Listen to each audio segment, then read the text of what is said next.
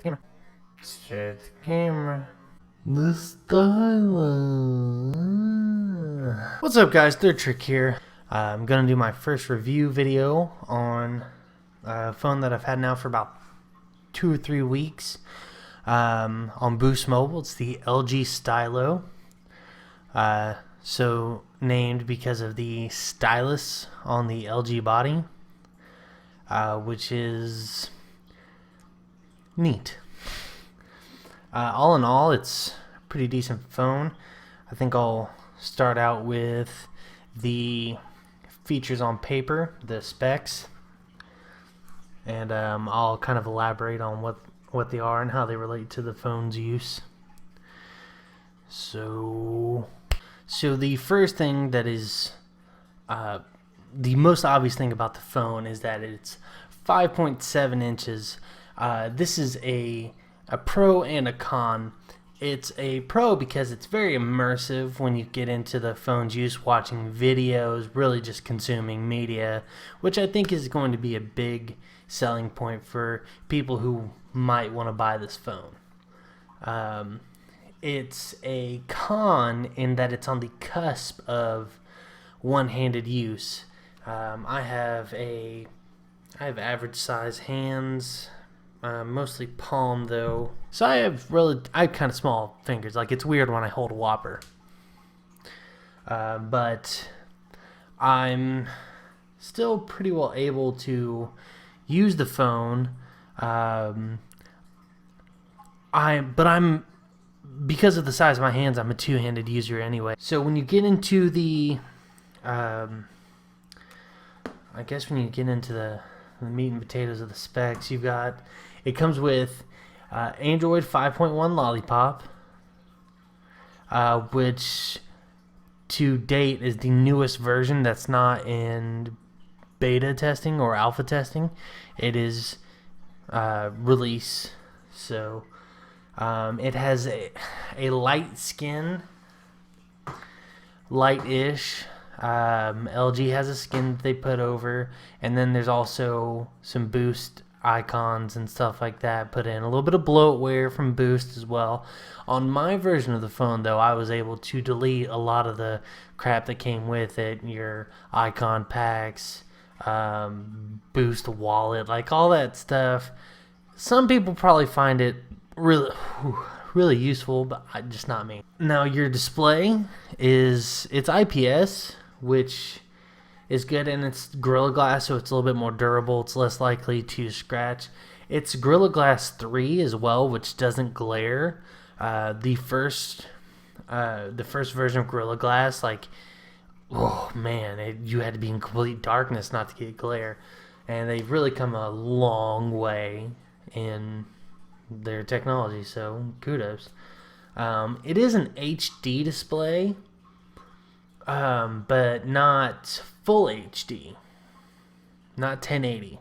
It's 720, and you can, like, it's argued that 480p is HD as well. It's a 720 display, which means everything you watch, even if you have a 1080 version of it, will be downgraded to 720. Now, that's not really a huge deal because 720 is still a good video source. It's a good resolution. And 720 really saves battery life. So, kudos to them for that.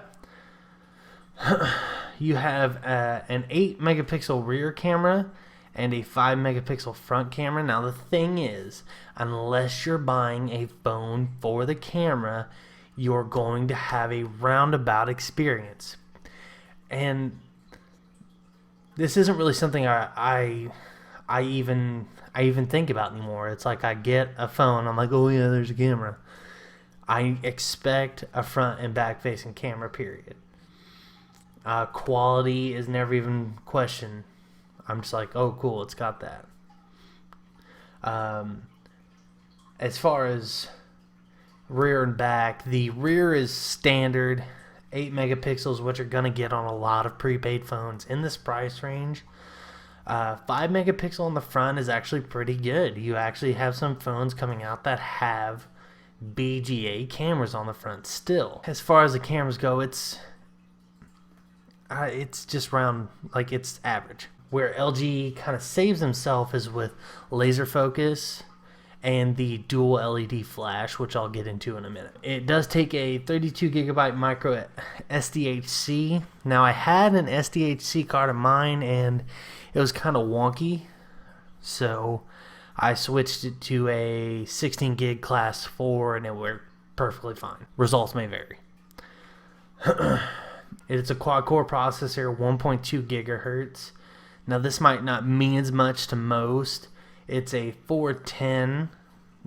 This processor might be starting to show its age, but with the specs this phone is running, it's adequate. It's perfectly fine. It will run the phone.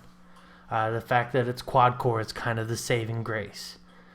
So you have 4 cores running this phone, which is good. Hotspot capable. That's obviously a service that you pay for. 4G is kind of hit and miss in my area. A lot of places I'll get 4G, except my house. But everywhere I get it, it's excellent, truly excellent. Like, I have no complaints. Not code is one of my favorite things that LG has. One of the best physical features of this phone is the battery. 3,000 milliamp hours on a 720 screen with kind of an older, less power drawing processor means I get all day use. And I'm a moderate to heavy user. I game, watch videos frequently, and I get all day use. Now, if I'm in an area where I'm switching between 3G and 4G, maybe I need to bring my battery pack with me. Yet again, results may vary. Now we'll get into the phone itself. So here it is. I think we'll start with the front because it's the most simplistic. So right here, pretty good response. Not the best, definitely not the worst though, by far. So on the front, what we've got is the camera right here, the 5 megapixel front facing camera. We've got the speaker, and then you've got your light sensor, it works really well. You have on-screen buttons, which will go away when you're in certain apps. Like if you go to a game or a video, it'll go away, but in certain apps it won't. Moving to the back of the phone, actually what's cool is LG's been doing this thing. There's nothing on the sides, nothing. On the top you've got your 3.5 inch jack, and then you've got your charging port on the back. On the bottom you've got your volume up rocker, your power button, and your volume down rocker. You've got your 8 megapixel rear camera. You've got your dual LED flash, a white bulb and I believe an orange bulb, and it kind of gives you a more natural looking light.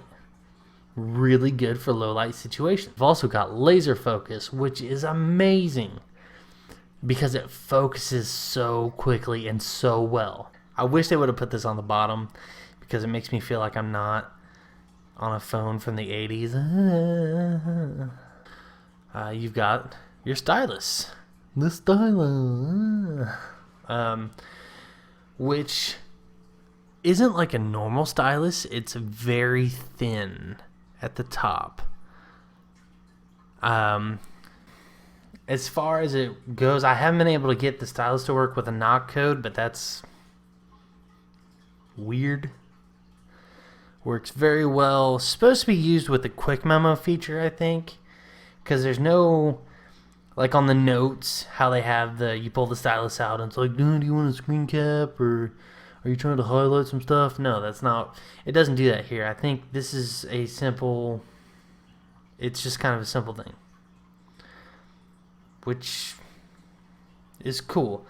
I didn't get this phone for the stylus though, just to be clear. I got this phone because it was the best phone in the price range. All in all, I have to give this phone, as far as score goes, 7.5 out of 10. And it would get an 8 if it had a 1080 display, I would have paid more for that better display on this phone. Even if that means it needs a better processor, is it a good phone? Yeah. For the price? Absolutely. My only gripe is I wish it was 1080. So I think that'll do it for this video. Hopefully in the very near future, I'll be doing 3 videos a month reviewing phones from Boost Mobile and hopefully a couple of other carriers. This is kind of my trial video, trying to get them, show them my format. Thumbs up if you liked it. Like, share, subscribe, whatever. Comment, tell me that I'm fat and everything I said is dumb. And I'll catch you in the next one.